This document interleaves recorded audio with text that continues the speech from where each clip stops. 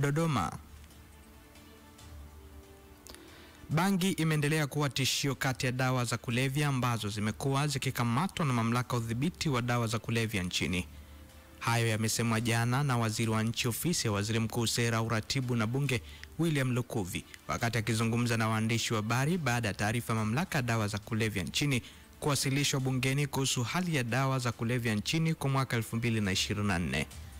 Aidha, kamishna jenerali wa mamlaka kudhibiti na kupambana na dawa za kulevya, Aretas Limo, ametaja kundi la wanawake wanaoshinda saluni kuwa ni moja wapo ya wanaoongoza kwa matumizi ya dawa hizo aina skanka.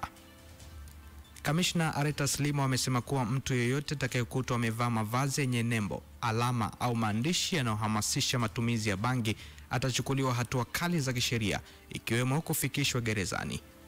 Amesema kuwa mavazi ni moja ya njia zinazotumiwa kuhamasisha au kuonyesha msimamo chanya wa matumizi ya dawa za kulevya, jambo ambalo ni hatari kwa jamii, hasa vijana. Amewataka wananchi kuwa waangalifu na kushirikiana katika mapambano dhidi ya uhalifu huo unaoharibu maisha.